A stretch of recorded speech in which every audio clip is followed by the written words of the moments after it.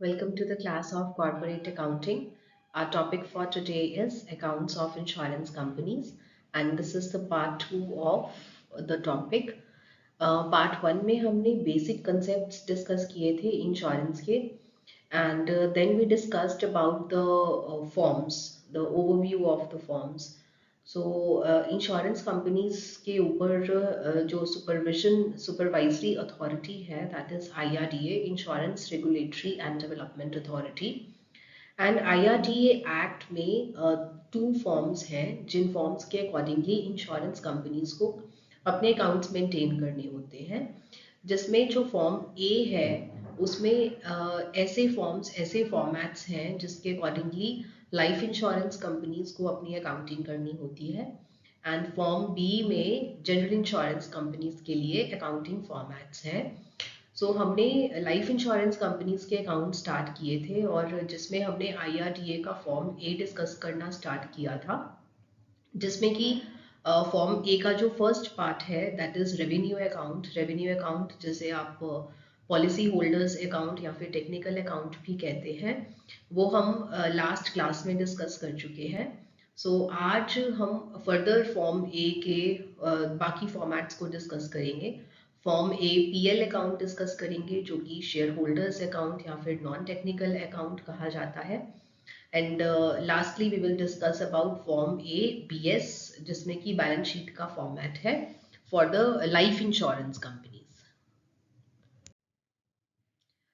So here we have this form A PL which is profit and loss account, और इसे आप share holders account या फिर non technical account भी कहते हैं। मोर और लेस इसकी जो आइटम्स हैं आप देखेंगे कि वो पॉलिसी होल्डर्स के जो रेवेन्यू अकाउंट है उसके साथ मैच करती है, लेकिन कुछ आइटम्स यहाँ पर नहीं है। फॉर एग्जाम्पल सबसे पहले जो हमने फॉर्म ए का जो RA अकाउंट किया था, रेवेन्यू अकाउंट किया था, तो रेवेन्यू अकाउंट में जो भी सरप्लस या डेफिसिट आया था उसे आप सबसे पहले यहाँ पर ट्रांसफर करेंगे। सो रेवेन्यू अकाउंट का जो बैलेंस है वो यहाँ पर आ जाएगा, amounts transferred from policy holders account technical account से, जो भी सरप्लस या डेफिसिट था वो यहाँ पर कैरी फॉरवर्ड हो जाएगा। उसके बाद यहाँ पर इनकम फ्रॉम इन्वेस्टमेंट्स आएंगी। सो यहाँ पर आप देख रहे हैं कि इनकम फ्रॉम इन्वेस्टमेंट्स वहाँ पर भी थी और यहाँ पर भी है इनकम फ्रॉम इन्वेस्टमेंट्स। बस यहाँ पर आप ये ध्यान रखेंगे कि इस अकाउंट में हर वो आइटम आएगी जो कि शेयर होल्डर्स के साथ रिलेटेड है, और उस अकाउंट में वो आइटम्स ली गई थी जो कि पॉलिसी होल्डर्स के साथ रिलेटेड है। सो यहाँ पर इनकम फ्रॉम इन्वेस्टमेंट्स आएंगी जो कि शेयर होल्डर्स फंड्स के साथ रिलेटेड है।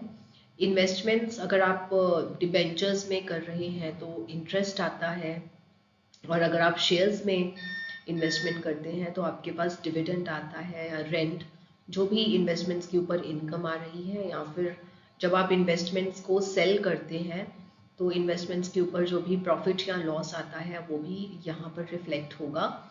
एंड कोई और इनकम अगर शेयर होल्डर्स अकाउंट के साथ रिलेटेड है that too will come here.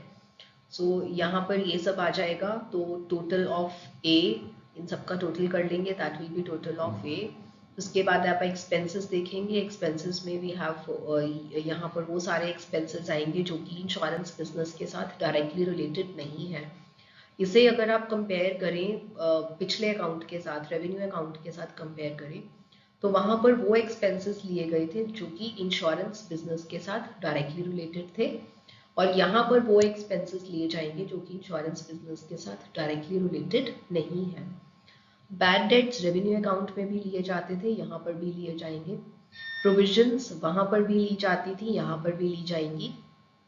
सो मोर और लेस आप देखेंगे कि रेवेन्यू अकाउंट की और प्रॉफिट एंड लॉस की अकाउंट की आइटम्स जो है वो मोस्टली सेम है। जो बेसिक लॉजिक आपको यहाँ पर अप्लाई करना है वो ये अप्लाई करना है कि अगर वो आइटम पॉलिसी होल्डर्स के साथ रिलेटेड है तो वो पॉलिसी होल्डर्स अकाउंट में यानी कि रेवेन्यू अकाउंट में जाएगी, और अगर वो आइटम शेयर होल्डर्स के साथ रिलेटेड है तो वो P&L अकाउंट में जाएगी। ओके, सो यहाँ पर आप देखेंगे कि जो ए पार्ट है इसमें रेवेन्यू अकाउंट में जो प्रीमियम है वो आता है यहाँ पर, जबकि प्रॉफिट एंड लॉस अकाउंट में प्रीमियम नहीं आएगा। पार्ट बी में अगर हम रेवेन्यू अकाउंट के साथ कंपेयर करें तो रेवेन्यू अकाउंट में पार्ट बी में कमीशन आती है, यहाँ पर कमीशन नहीं है।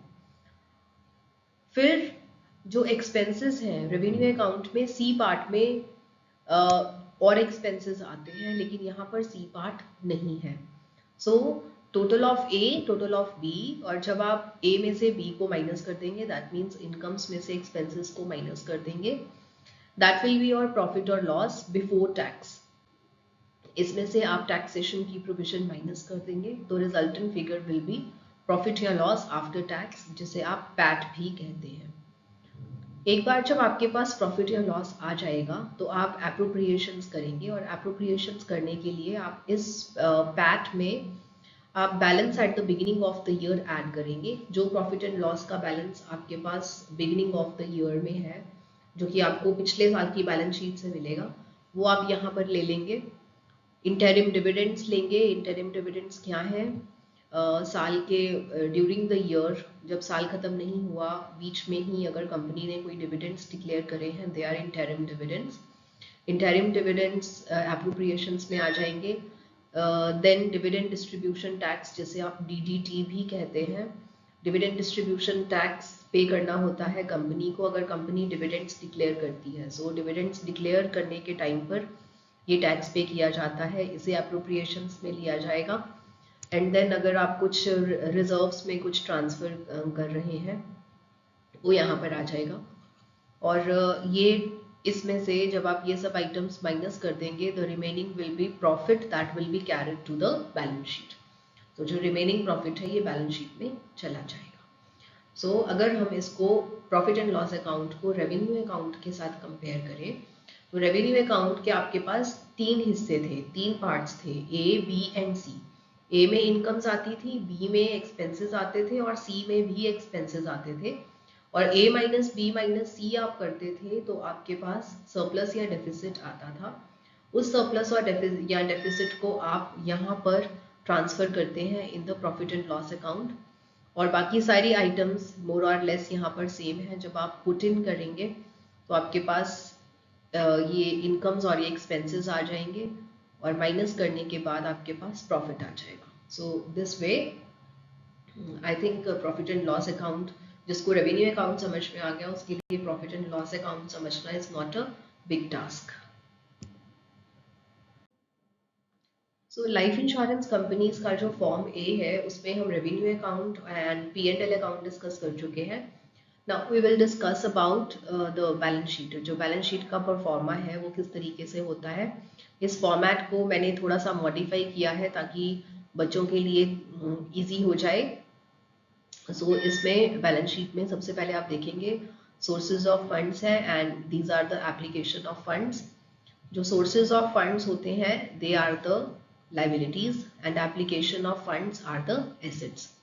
So sources of funds liability side है, जिसमें आप देखेंगे कि शेयर होल्डर्स फंड इस दो पार्ट्स में डिवाइडेड है, share holders funds and policy holders funds.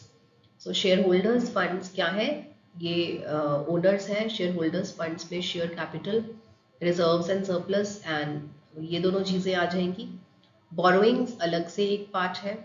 Then policy holders funds में पॉलिसी की लाइबिलिटीज आ जाएंगी एंड इंश्योरेंस के रिजर्व्स आ जाएंगे, these are policy holders funds. इसका टोटल कर देंगे आप, this will be the total of liability side.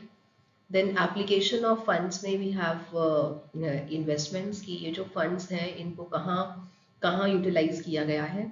सो सबसे पहले इन फंड्स को यूज़ करके इन्वेस्टमेंट्स बाई की गई हैं, लोन्स दिए गए हैं अगर लोगों को, that will come hair. Fixed assets में इन्वेस्ट किया गया है, वो आएगा। देन आपके पास करंट एसेट्स आते हैं, करंट एसेट्स में कैश एंड बैंक बैलेंस आ जाएगा, या फिर अगर आपने किसी को एडवांस में पेमेंट्स कर रखी हैं या फिर कुछ और एसेट्स हैं, वो करंट एसेट्स माने जाते हैं। ये सब टोटल ए आ जाएगा। देन आप करंट लाइबिलिटीज लेंगे और प्रोविजंस लेंगे। जब करंट लाइबिलिटीज और प्रोविजंस को ऐड करेंगे, आपके पास टोटल ऑफ बी आ जाएगा। एंड देन जब आप इस ए में से बी को माइनस कर देंगे, that will be your net current assets. That means कि जब आप करंट एसेट्स में से ये करंट लाइबिलिटीज एंड प्रोविजंस को माइनस कर देते हैं, the resultant amount will be net current assets. ठीक है जी। Then you will take miscellaneous expenditure. Debit balance है कोई पी एंड एल अकाउंट में, वो आ जाएगा यहाँ पर। And then total. सो इन सब आइटम्स को आप टोटल कर देंगे और इसका जो टोटल है वो आपकी लाइबिलिटी साइड के साथ मैच करना चाहिए। सो ओवरऑल आप क्या देख रहे हैं कि जो सोर्सेज ऑफ फंड्स हैं ये लाइबिलिटीज़ है एंड जो एप्लीकेशन ऑफ फंड्स है ये एसेट्स है, और ये दोनों टोटल्स जो हैं ये आपस में मैच कर जाने चाहिए, then only your balance sheet will be okay. अब इसके अलग अलग स्केड्यूल्स हैं जिसको हम एक एक करके डिस्कस करेंगे। शेयर कैपिटल के लिए आपको अलग स्केड्यूल बनाना है, रिजर्व्स एंड सरप्लस के लिए स्केड्यूल 6 है, बोरोइंग्स के लिए स्केड्यूल 7 है। So one by one we will discuss the schedules. So सबसे पहले फर्स्ट स्केड्यूल बैलेंस शीट का जो कि स्केड्यूल 5 है, इसे डिस्कस करते हैं। Schedule 5 is share capital. इसमें आप सबसे पहले ऑथोराइज्ड कैपिटल लिखेंगे। ऑथोराइज्ड कैपिटल क्या होती है? वो कैपिटल जो कि कंपनी अपने पूरे जीवन काल में रेज कर सकती है, दैट इज ऑथोराइज्ड कैपिटल। जो यहाँ पे आप नंबर ऑफ इक्विटी शेयर्स लिखेंगे, यहाँ पे आप फेस वैल्यू लिखेंगे। ऑथोराइज्ड कैपिटल के बाद इस कैपिटल में से कितनी कैपिटल कंपनी ने इशू कर दी है और इशू करने के बाद कितनी कैपिटल सब्सक्राइब हो चुकी है, पब्लिक ने कितनी कैपिटल सब्सक्राइब करी है। सब्सक्राइब्ड कैपिटल में से जब कंपनी ने कॉल किया तो कितने लोगों ने कॉल्स पे करी है और कितनी कॉल्स ऐसी हैं जो कि अभी अनपेड है, जो लोगों ने पे नहीं करी वो माइनस हो जाएंगी।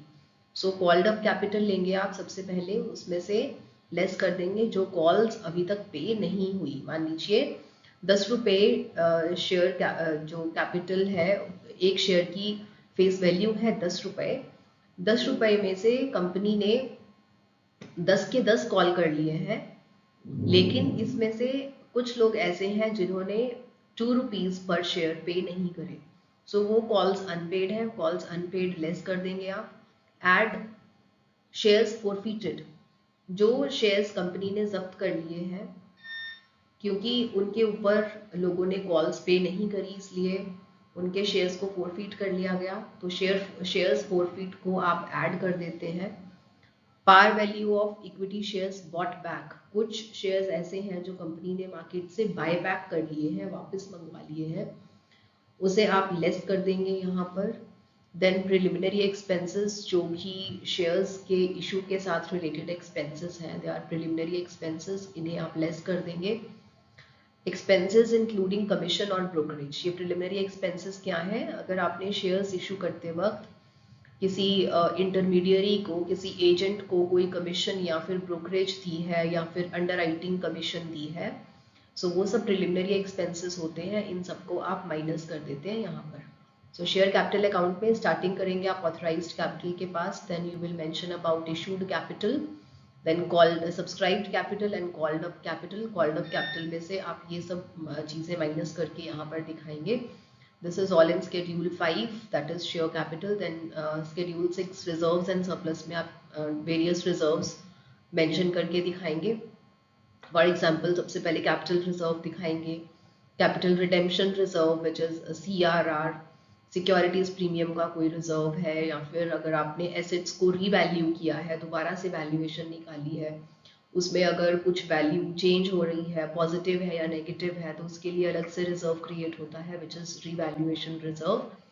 देन जनरल रिजर्व दिखाया जाता है यहाँ पर, और इसमें से अगर प्रॉफिट एंड लॉस अकाउंट का डेबिट बैलेंस है उसे यहाँ पर माइनस कर दिया जाता है, और बाय बैक के लिए अगर कुछ अमाउंट जनरल रिजर्व से निकाला गया है उसे माइनस कर दिया जाएगा। Catastrophe reserve which is for unseen events के लिए अगर आप कोई रिजर्व क्रिएट करते हैं, दैट इज अनएक्सपेक्टेड इवेंट्स के लिए, that is catastrophe reserve. Other reserves अगर कुछ बनाए गए हैं और साथ ही साथ प्रॉफिट एंड लॉस अकाउंट का जो बैलेंस है, प्रॉफिट का बैलेंस है, उसको यहाँ पर दिखाया जाएगा in reserves and surplus, schedule 6। So sources of funds में जो लास्ट स्केड्यूल बनता है that is of borrowings. Borrowings क्या है? इंश्योरेंस कंपनी द्वारा उधार ली गई जो भी रकम होती है, that is known as borrowings. So जो इंश्योरेंस कंपनी है वो डिबेंचर्स या बॉन्ड्स इशू करके पैसा उधार ले सकती है, बैंक से पैसा उधार ले सकती है, किसी फाइनेंशियल इंस्टीट्यूशन से पैसा उधार ले सकती है, या फिर कहीं और से अगर उधार लिया है तो वो अदर्स में लिख के छोड़ देंगे, and then this will be your total. So इस समय क्या है कि आपके जो सोर्सेज ऑफ फंड्स हैं, जिसे आप लाइबिलिटीज कहते हैं, उसके स्केड्यूल्स खत्म हो गए। तो सोर्सेज ऑफ फंड्स में आपके 3 स्केड्यूल्स बनेंगे, 5, 6 एंड 7। इसके बाद हम मूव ऑन करते हैं एप्लीकेशन ऑफ फंड्स में, जो कि आपके एसेट्स हैं कि इंश्योरेंस कंपनी ने अपने जो फंड्स हैं, कैपिटल और बोरोविंग्स हैं, उनको कहाँ कहाँ निवेश किया है। इसके लिए आपका जो फर्स्ट शेड्यूल बनता है दैट इज इन्वेस्टमेंट्स। और जब हमने बैलेंस शीट देखी थी तो हमने एप्लीकेशन ऑफ फंड्स में इन्वेस्टमेंट्स को 2 भागों में बांटा था, दैट इज इन्वेस्टमेंट्स जो कि शेयर होल्डर्स की है एंड इन्वेस्टमेंट्स जो कि पॉलिसी होल्डर्स की है। सो शेयर होल्डर्स की इन्वेस्टमेंट्स को आप लॉन्ग टर्म इन्वेस्टमेंट्स में एंड शॉर्ट टर्म इन्वेस्टमेंट्स में डिवाइड करके दिखाएंगे। लॉन्ग टर्म इन्वेस्टमेंट्स क्या है? लंबे समय के लिए अगर इंश्योरेंस कंपनी ने कहीं पर निवेश किया है, ऐसे एसेट्स में निवेश किया है, they are long term investments. और शॉर्ट टर्म इन्वेस्टमेंट्स क्या है? छोटी अवधि के लिए, कम अवधि के लिए अगर कहीं पे निवेश किया गया है, they are short term investments. So long term investments में सबसे पहले गवर्नमेंट सिक्योरिटीज आती हैं। अगर इंश्योरेंस कंपनी ने अपने जो सोर्सेज ऑफ फंड्स हैं उनको गवर्नमेंट सिक्योरिटीज़ में या फिर ट्रेजरी बिल्स में निवेश किया है, वो यहाँ पर आ जाएगा। या फिर कोई अन्य अप्रूव्ड सिक्योरिटीज़ हैं जिसमें निवेश किया गया है, या फिर अदर इन्वेस्टमेंट्स में आपके शेयर्स आ जाएंगे, किसी कंपनी के इक्विटी शेयर्स में या प्रेफरेंस शेयर्स में निवेश किया है, या फिर किसी म्यूचुअल फंड में निवेश किया है। इसी तरीके से डेरिवेटिव इंस्ट्रूमेंट्स आते हैं जिसमें इंश्योरेंस कंपनी अपने फंड्स को निवेश कर सकती है। किसी कंपनी के डिबेंचर्स बाय कर सकती है इंश्योरेंस कंपनी, या बॉन्ड्स बाय कर सकती है। या फिर इसी तरीके से अगर कोई और सिक्योरिटीज़ हैं उसमें अगर इंश्योरेंस कंपनी ने निवेश किया है, वो यहाँ पर आ जाएंगी। या फिर इंश्योरेंस कंपनी की ही कुछ सब्सिडरीज हैं, कुछ बच्चा कंपनीज हैं इंश्योरेंस कंपनीज की, और अगर इंश्योरेंस कंपनी ने अपनी सब्सिडरीज में निवेश किया है, वो यहाँ पर आ जाएगा। या फिर कोई प्रॉपर्टी में इन्वेस्ट किया है, रियल एस्टेट प्रॉपर्टीज में इन्वेस्ट किया है, वो यहाँ पर आ जाएगा। इंफ्रास्ट्रक्चर में कुछ इन्वेस्टमेंट है या फिर कोई अन्य अप्रूव्ड इन्वेस्टमेंट है, वो सब लॉन्ग टर्म इन्वेस्टमेंट्स में यहाँ पर अलग से दिखाया जाएगा। ओके, देन उसके बाद शॉर्ट टर्म इन्वेस्टमेंट्स आती हैं। सब कुछ बिल्कुल सेम है, आप देखेंगे items are all same. Treasury bills, government securities, other approved securities, shares, debentures, mutual funds, derivatives, सब कुछ सेम है। दोनों में सिर्फ अंतर क्या है कि जो लॉन्ग टर्म इन्वेस्टमेंट्स हैं वो लंबे समय के लिए जो निवेश है उसे लॉन्ग टर्म इन्वेस्टमेंट्स कहेंगे, और जो कम समय के लिए निवेश है उसे आप शॉर्ट टर्म इन्वेस्टमेंट्स कहेंगे। बाकी जो आइटम्स हैं दे आर सेम। सो इस तरीके से आप स्केड्यूल 8 बनाकर दिखाएंगे which pertains to which relates to the investments. Now comes schedule 9 which is loans. अब लोन्स को एसेट साइड पे क्यों दिखाया गया है? ये लोन्स वो नहीं है जो इंश्योरेंस कंपनी ने लोन्स लिए हैं, ये लोन्स वो है जो इंश्योरेंस कंपनी ने किसी को उधार पे दिए हैं। जो पैसा इंश्योरेंस कंपनीज ने उधार पे किसी और को दिया है उनसे वापस लेना है, ये वो वाले लोन्स हैं जो एसेट साइड वाले लोन्स हैं ये, ठीक है। सो इंश्योरेंस कंपनी द्वारा दिया गया उधार जो कि इंश्योरेंस कंपनी ने वापस लेना है, ये इंश्योरेंस कंपनी के लिए एसेट है, एसेट साइड पर आएगा। सो लोन्स को आप इस तरीके से डिवाइड करके दिखाएंगे। कैसे? सिक्योरिटी वाइज क्लासिफिकेशन करेंगे पहले, देन बोरोवर वाइज क्लासिफिकेशन करेंगे, उसके बाद परफॉर्मेंस वाइज क्लासिफिकेशन करके दिखाएंगे, and then maturity wise classification करके दिखाएंगे। अब सिक्योरिटी वाइज क्लासिफिकेशन में आप 2 पार्ट्स में डिवाइड करेंगे, सिक्योर्ड लोन्स कौन से हैं और अनसिक्योर्ड लोन्स कौन से हैं। सिक्योर्ड लोन्स वो होते हैं जिसके लिए कंपनी ने उधार देते वक्त कुछ सिक्योरिटी अपने पास रखी है, कोई सिक्योरिटी अपने पास रखी है। फॉर एग्जाम्पल अगर कोई अचल संपत्ति अपने पास रखी है, या फिर शेयर्स या बॉन्ड्स या सिक्योरिटीज को एज अ सिक्योरिटी रखा है, या पॉलिसी के अगेंस्ट कोई लोन दिया है, या फिर किसी और प्रकार का लोन है, these are all secured loans. क्योंकि ये सिक्योर्ड लोन्स इसीलिए है कि जो उधार इंश्योरेंस कंपनी ने दिया है, मान लो उसकी वापसी नहीं होती, तो इन सिक्योरिटीज को इंश्योरेंस कंपनी सेल कर सकती है। ये जो सिक्योरिटीज हैं इनको सेल किया जा सकता है और पैसा वापस मंगवाया जा सकता है। जो अनसिक्योर्ड लोन्स हैं वो लोन्स हैं जिसके बदले में इंश्योरेंस कंपनी ने अपने पास किसी भी प्रकार का कुछ भी प्लेज या फिर मॉर्टगेज प्रॉपर्टी नहीं रखी है। तो सिक्योरिटी वाइज क्लासिफिकेशन में आप सिक्योर्ड और अनसिक्योर्ड दो कैटेगरीज में डिवाइड करके दिखाएंगे। देन बोरोवर वाइज क्लासिफिकेशन की जाएगी कि वो उधार जो कि सेंट्रल या स्टेट गवर्नमेंट को दिया है इंश्योरेंस कंपनीज ने, या फिर बैंक्स को या फाइनेंशियल इंस्टीट्यूशंस को कोई उधार दिया है, सब्सिडरीज को उधार दिया है, या किसी अन्य कंपनी को उधार दिया है, वो सब क्या है, बोरोवर वाइज क्लासिफिकेशन। बोरोवर कौन है, जिसको उधार दिया गया है वो बोरोवर है। सो बोरोवर वाइज क्लासिफिकेशन करके दिखाएंगे। देन परफॉर्मेंस वाइज क्लासिफिकेशन कि कौन सा लोन ऐसा है जो स्टैंडर्ड है, जो कि स्टैंडर्ड लोन क्या होता है, जिसकी वापसी में कोई संदेह नहीं है, जो लोन आपको वापस मिल जाएगा, आज नहीं तो कल वापस मिल जाएगा, कोई शंका नहीं है कि वो लोन बैड डेट हो जाए, ऐसे लोन्स को आप स्टैंडर्ड लोन्स कहते हैं। और नॉन स्टैंडर्ड लोन्स कौन से होते हैं, वो लोन्स जिनके जो आपने दे तो दिए लेकिन उनकी वापसी की कोई गारंटी नहीं है, वो पैसा आपको वापस मिलेगा या नहीं मिलेगा इसकी आपको कोई गारंटी नहीं है, they are non standard loans. और इसे आप दो पार्ट्स में डिवाइड करके दिखाएंगे, इंडिया में इंडिया वाले कौन से हैं और आउटसाइड इंडिया वाले कौन से हैं, ज्योग्राफिकल बेसिस पर भी इसकी क्लासिफिकेशन करके दिखाएंगे। और लास्ट आपका आता है मैच्योरिटी वाइज क्लासिफिकेशन, जो कि वो लोन्स जो कि शॉर्ट टर्म में ही वापस आ जाएंगे, एक साल के अंदर अंदर वापस आ जाएंगे, वो शॉर्ट टर्म लोन्स हैं। और लॉन्ग टर्म लोन्स कौन से हैं, जो इंश्योरेंस कंपनी ने लंबे समय के लिए किसी को उधार दे रखा पैसा है, that is long term loans. So इस तरीके से आप क्लासिफिकेशन लोन्स की करके दिखाएंगे। लोन्स के बाद आपका शेड्यूल 10 आता है which relates to the fixed assets. Fixed assets में tangible as well as intangible assets दोनों आ जाएंगे। फॉर एग्जांपल गुडविल आपकी इनटैंजिबल एसेट है, या फिर कोई और इनटैंजिबल एसेट्स हैं, फॉर एग्जांपल कॉपीराइट्स हैं, पेटेंट्स हैं, ये सब इनटैंजिबल एसेट्स हैं, ये भी फिक्स्ड एसेट्स हैं, इनको आप यहाँ पर दिखाएंगे। कोई लैंड है या लीज होल्ड प्रॉपर्टी है, building, furniture, information technology, equipment है, व्हीकल्स हैं, ऑफिस इक्विपमेंट है, या किसी और प्रकार के फिक्स्ड एसेट्स हैं, उनको आप यहाँ पर दिखाएंगे। और कैसे दिखाएंगे, ओपनिंग बैलेंस दिखाएंगे, इस साल अगर कुछ नई एडिशन हुई है, कोई नया एसेट आपने बाय किया है, वो एडिशंस में दिखाएंगे, कोई एसेट आपने बेच दिया है उसे डिडक्शंस में दिखाएंगे, एंड देन क्लोजिंग बैलेंस दिखाएंगे। This will be your gross block, इसमें से आप डेप्रिसिएशन माइनस कर देंगे। तो ग्रॉस ब्लॉक में से जब आप डेप्रिसिएशन माइनस कर देते हैं तो जो आपके पास रिजल्टेंट फिगर आती है that is your net block. तो इस तरीके से आप फिक्स्ड एसेट्स का शेड्यूल दिखाएंगे।